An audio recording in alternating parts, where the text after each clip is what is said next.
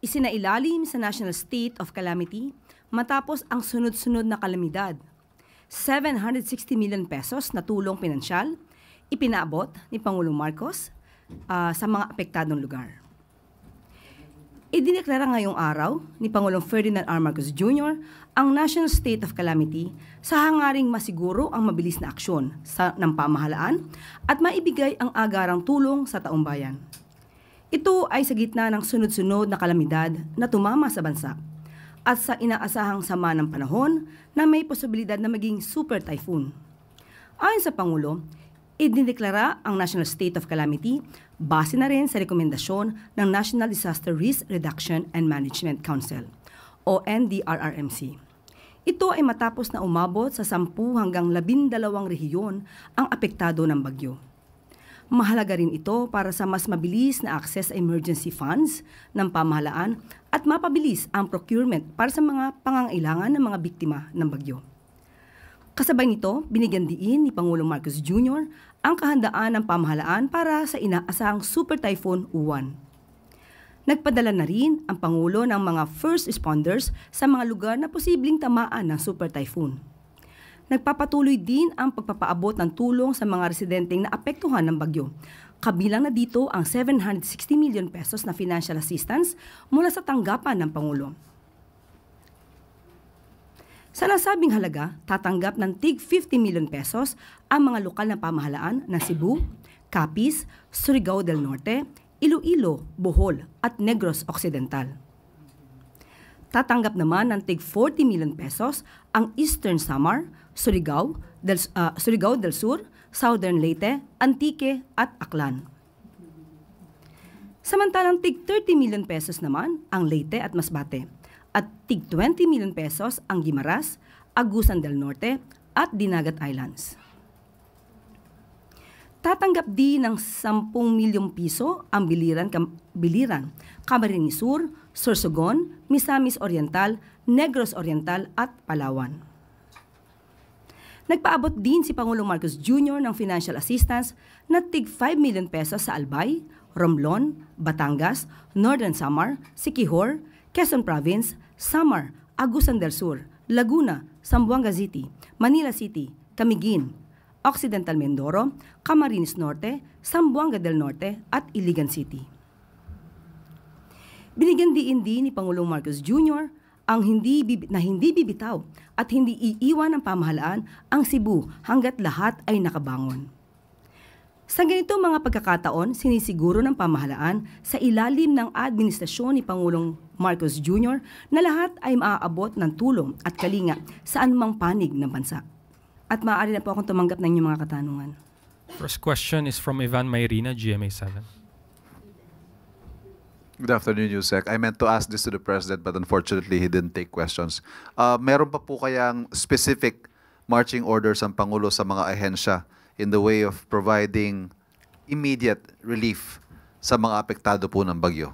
Katulad din po na nakaraan, lahat po ay inuutusan ng Pangulo, ang direktiba po ng Pangulo ay mabilisang aksyon. Katulad po nito ay nagpadala na rin po siya ng mga first responders na maaapektuhan ng parating na bagyo. Dahil alam po natin na ito ay sinasabing malakas at kaya po ngayon pa lamang ay pinaghahandaan na po ito para sa mga maaari maapektuhan ng malakas na bagyong ito.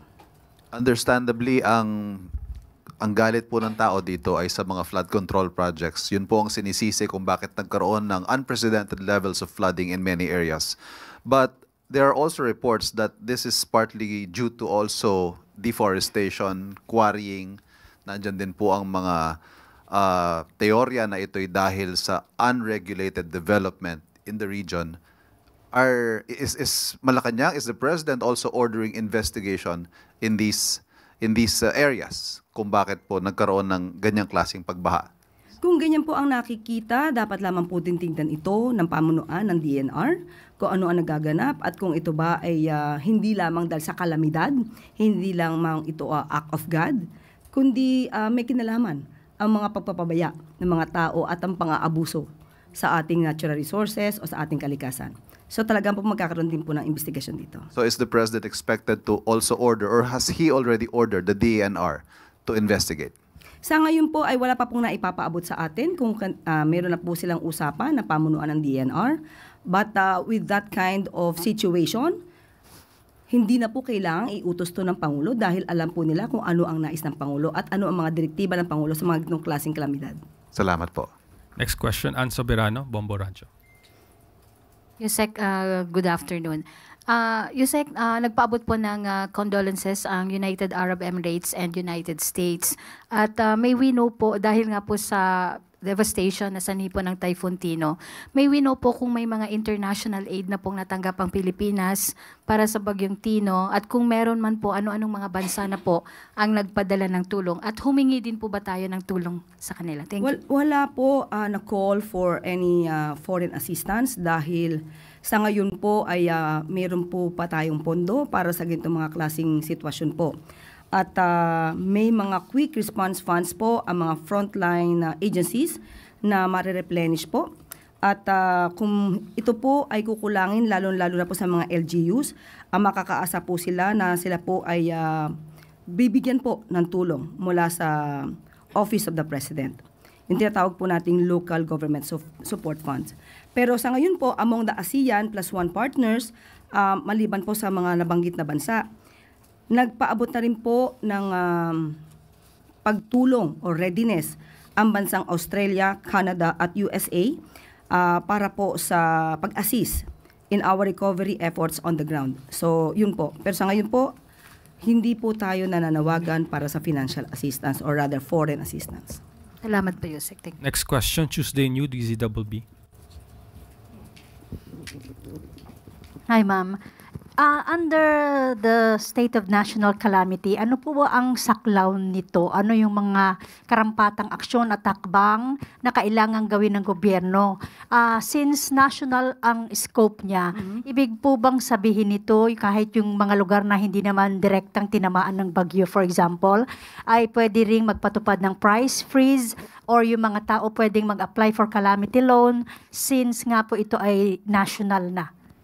Nakausap po mismo natin ang pamunuan ng DTI at sila po mismo ang patungkol sa price freeze or pag-monitor ng mga halaga ng basic commodities and items.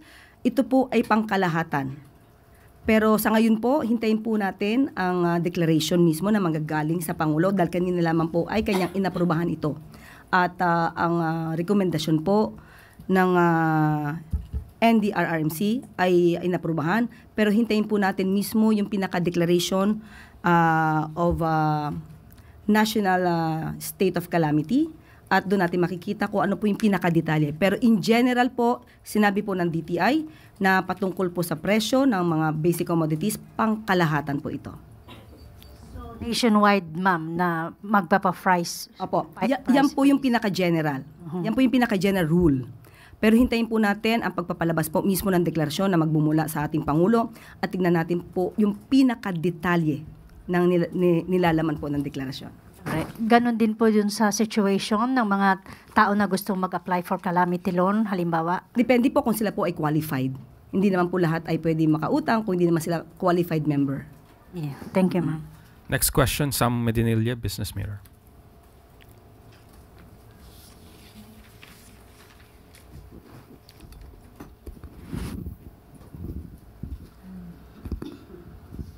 Good afternoon, ma'am.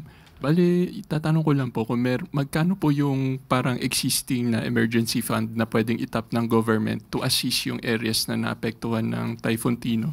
At saka kung meron na po bang LGUs or national government agencies yung nag-request for additional funding? Ngayon po, yung pinaka-specific amount ay wala pong binibigay sa atin. Ang sinabi lamang po ng DBM ay may sapat na pondo po.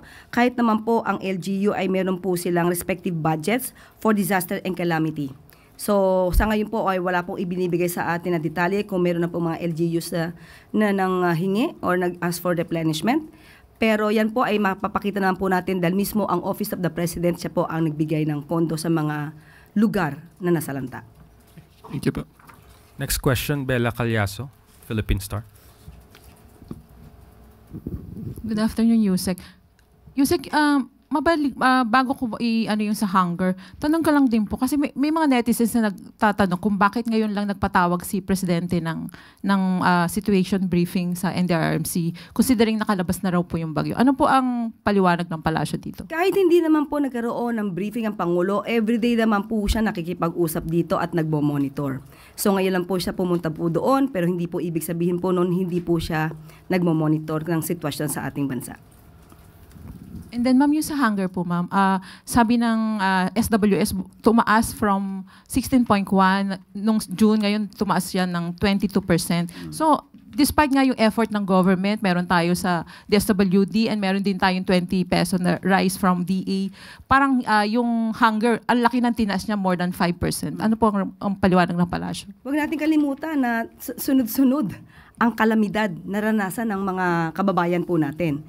Ito po ay nakaapekto po ito sa patuloy po na pagtatrabaho ng ating pamahalaan, lalong-lalo na po ang DSWD, para po maipababa ang hunger rate ng bansa. But ito po mga survey na to ay makakatulong naman po, at ito naman po ay ikukumpara at ibabangga din po sa data na nakukuha mismo ng gobyerno. At tandaan po natin, hindi naman po tumitigil ang ating pamahalaan sa mga programa tulad ng mga walang gutom program, special feeding program, SIL, at yung binanggit po natin kahapon na tungkol sa mga kahirapan. Kaya po siguro naranasan natin to because of the calamities na sunod-sunod. Hindi po isa sunod-sunod po yung nararanasan natin. And then another survey, ma'am, yung sa Okta naman, sabi bumaba pa rin yung trust and performance rating ni Pangulo despite nga yung effort nga na linisin yung government at yung ongoing investigation ng ICI. Ano po ang paliwanag natin dito? Pero nandun pa rin po, yung majority po ay nandun pa rin po yung kanilang trust sa ating Pangulo. Sabi nga po natin, ano man ang numero, mataas mababa, at hanggat nagtatrabaho ang ating Pangulo at ang gobyerno para sa taong bayan, tuloy-tuloy pa rin po at hindi po tayo maaapektuhan ng anumang pong numero.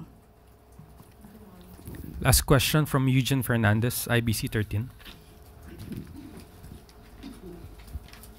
Good afternoon, Yusek. I would like to ask lang po regarding the recent visit of Secretary Lopez to the LRT stations, and he reportedly seen some improperly maintained facilities sa LRT. Nakapag-report na po ba dito si Secretary Lopez, and may directive po ba ang Pangulo regarding this, if sumusunod ba ang private entity na nagpaparan sa LRT regarding the contracts na meron sila?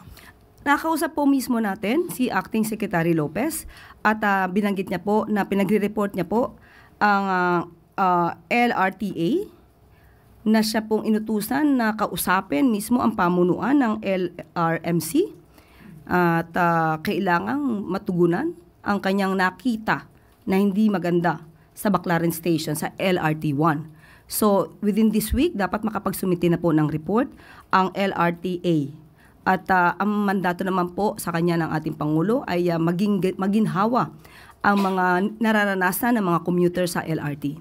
So, yan din po ang kanyang ginagawa. Kaya po yung mga nirereklamo na mga hindi kagandahang naghaganap sa LRTA, rather LRT1, yan naman po ay tinutugunan ni Acting Secretary Lopez. So, most probably after mabigay ang report na ito sa kanya, ito po ay ibibigay niya rin sa Pangulo. Follow-up question to that, Yusek. Gusto ko lang din itanong yung reaction of the Malacanang regarding the alleged humiliation of Secretary Lopez to an employee, to the LRT1 regarding po dun sa inspection niya. Did Secretary Bano explain himself already what happened to that? Sa ngayon po, wala pa po kami napag-usapan dyan. Pero makakarating po sa Pangulo. Thank you, Yusek. Follow-up question from Ivan Mayrina.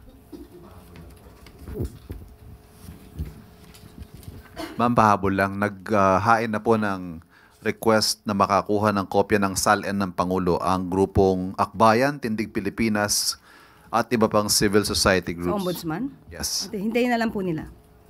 Hindi naman po pipigilan ng Pangulo yan. Hintayin po nila kung ano po magiging tugon ng Ombudsman. Thank you. That is the last question, Yusek. Thank you. Salamat. Pagpapalabas ng higit 1 trillion pesos program budget, ipinag-utos ni Pangulong Ferdinand R. Marcos Jr. Ipinag-utos ni Pangulong Ferdinand R. Marcos Jr. ang pagpapalabas ng 1.307 trillion pesos program budget para sa fourth quarter ng taon. Layunin nitong matugunan ang mga pangangailangan ng mga kababayang sinalanta ng mga nasakuna at sa mga kanilang agarang pagbangon at makapagsimulang muli.